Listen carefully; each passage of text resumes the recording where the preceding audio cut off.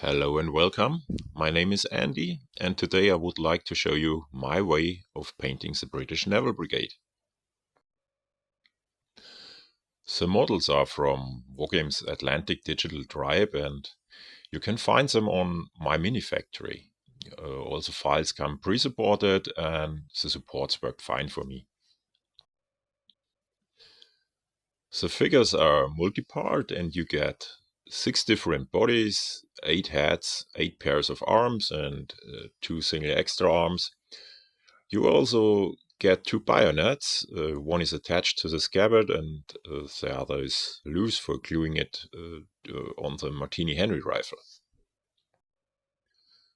The figures are useful for all kinds of British colonial conflicts in the late 19th or very early 20th century. As much as I could research, you can paint them in all kinds of different color combinations of white and blue uniforms, depending on the campaign or ship crew you are willing to build. I will paint mine in blue trousers and shirts, combined with white sailor caps that are often seen for the British Naval Brigade in Sudan. Okay, I glued together 3 soldiers in more or less relaxed poses, and because there is no loose scabbard included, I had to cut off the saber or bayonet handle. I also added a few paper strips for the cap bands. I don't know how long they were at this time in the British Navy, so I took a length that I liked. I started with a white spray primer because I was too lazy for cleaning the airbrush for just priming a few single figures. And I used white because I had it at hand. Grey color might have been a better choice because some of the colors did not cover well at the white base and it needed more layers to get a solid coverage. I started painting with dark Prussian blue from Vallejo. I painted the shirts and the trousers, but hitting other parts of the miniature isn't a problem at this stage because everything will still paint it over anyway. After the first layer is dry, the figure got another coat of dark Prussian blue, and because of the white base coat, it needed also a third one. So do it better than me and use a darker primer and you will be happy with 2 coats of the dark blue color. Next I painted the gaiters with Vallejo khaki. Instead of khaki you can also use a light gray or a brown. It seems they were made of canvas and came in different colors. Then I used Vallejo sky blue for the sailor color to get a nice bright contrast to the dark blue shirts. Mahogany brown is a nice reddish brown for the leather belt and the pouches. The next color I used is black. I painted the shoes and the bayonet scabbard and undercoated the complete rifle and all the tiny buckles who will get a metal color. Metal colors tend to look best over a layer of black. At least gold and bright silvers do. And I painted also the rim of the cap under the cap band in black. In general, I use black for all kind of black leather and contrasts, but usually not for black clothing.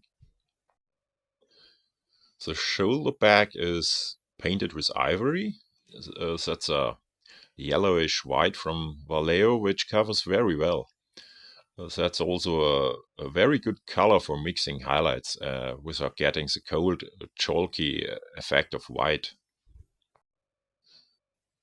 Next, I try to make the miniature look a little bit more human and painting in the base coat of skin.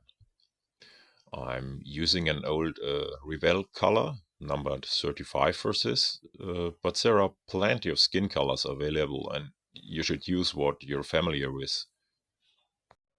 I give the face and the hands 1 or 2 thin coats. For the hair and beard I use flat earth, but yeah, use whatever paint you like for this, no? How would it with a light gray for the grumpy old seaman look?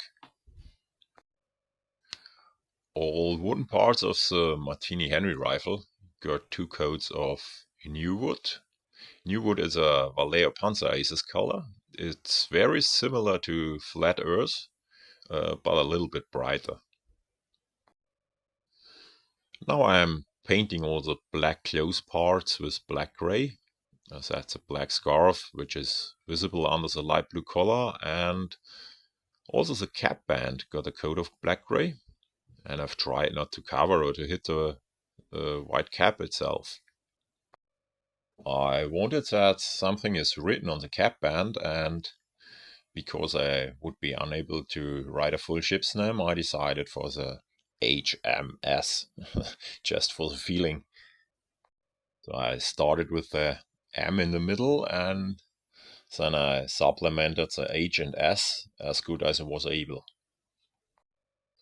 I used sand yellow from Vallejo for this because this covers way better than every real yellow that I own. And because we are talking about details, I painted also a red anchor on the left arm of the sailor. But back to the base colors, I used a white, or better an off-white, for the rifle sling. And with the same color, I painted the two white surrounding stripes on the light blue collar. It looks harder than it actually is, at least without a camera in your face. Also, the little knot on the black scarf got a treatment with off-white. So the Vallejo colors, off-white and white gray, cold white, and even ivory are great for painting white without using a pure white. They all cover really well, and they're not as chalky as a pure white is. The last things I paint are always metal colors, because I don't want metal pigments in my brush cleaning water. It really looks weird if the faces have some silverish dots or shine or anything like this. For all the brass parts, the buckles and the tip of the bayonet scabbard, I use a citadel color called Retributor Armor. Next, I use oily steel for all the metal parts of the rifle and the bayonet handle. This Vallejo color is very thick and it needs at least two mixing balls in it, otherwise it's very hard to work with it. And at last, pure silver for the bayonet blade. This time a model air color, and yeah, our base colors are finished.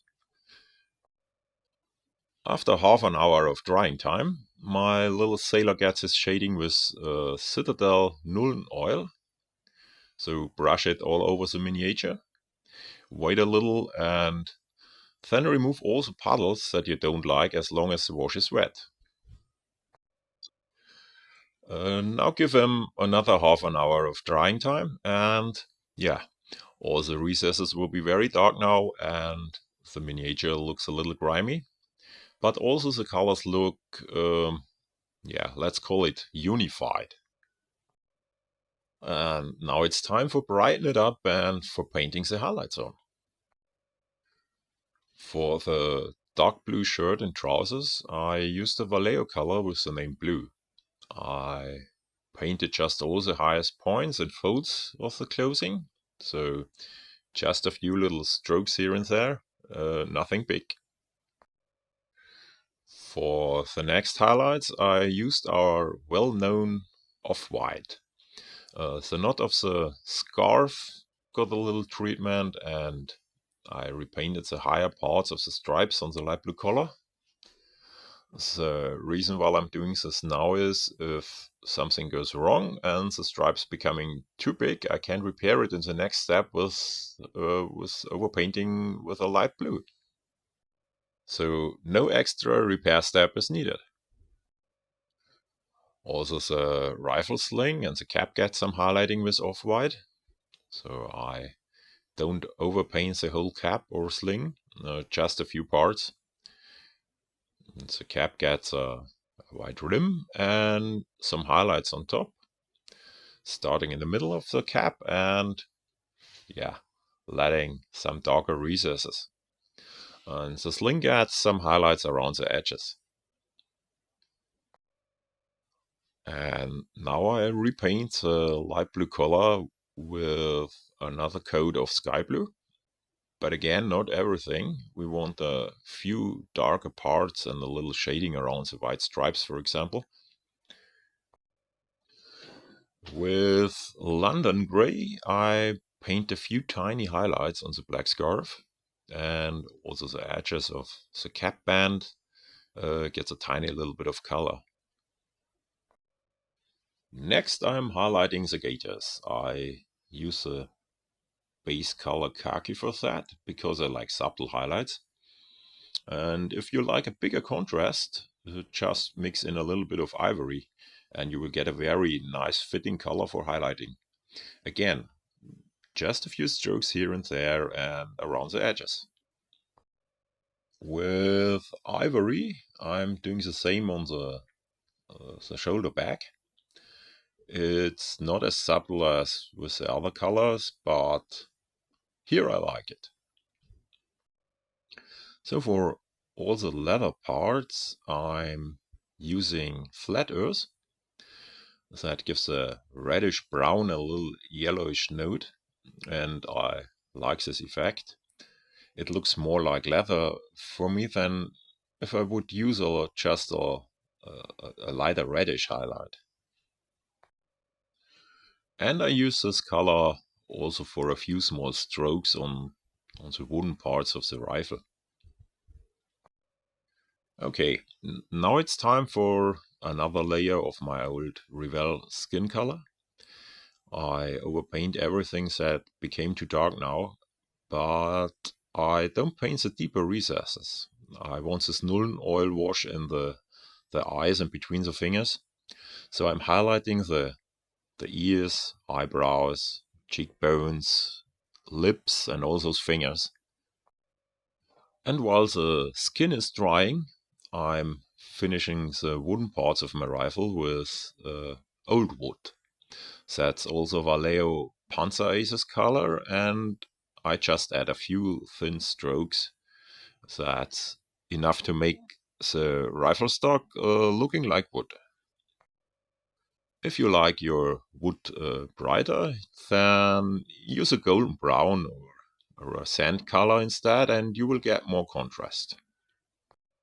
So the skin is dry now and gets another wash.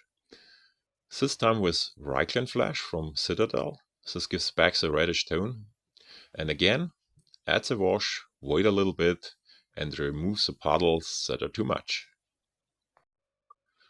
And after the skin had enough time to dry, I highlighted the hair and beard of the sailor. I used new wood mixed with a tiny little bit of ivory. And I'm doing this now because if something goes wrong, I can probably hide it with the last skin highlight, which will follow. And now again, and finally, my third and last layer of Revell skin tone. I added more highlights on the usual spots. So the fingers and knuckles, the eyebrows, nose, cheekbones, chin, ears, and so on. And if you like it brighter, yeah, just use a lighter skin tone. And I added also a very subtle wash of red on the bottom lip. That was just a tiny little drop of red mixed with plenty of water to get this watery wash. Instead of highlighting the shoes, I gave them a light dry brush with a dust color. That color should suit the color of your later bases. So we are nearly finished now. Next I'm highlighting all metal parts. The bayonet blade gets a stroke of bright silver along the cut. And all the buckles and pronounced parts of the rifle get a few silver dots and strokes here and there. Next, few more golden highlights with Citadel Liberator gold on the brass buckles and the tip of the bayonet scabbard. Now he needs a coat of matte varnish and a base, and yeah, our seaman of the British Naval Brigade is finished. I think with a little bit of kit bashing, this seamans might not just only be useful for the British Naval Brigade, but for most Navy soldiers of different times and nations. And maybe I will try it out and add some German World War I arms with rifles and, yeah, and Germanize these figures. I hope you liked this video and you found something useful for you and your own models. If so, please like and subscribe. That helps me a lot. Any wishes, suggestions, or criticism, write them in the comments below. And yeah, thank you very much and see you next time.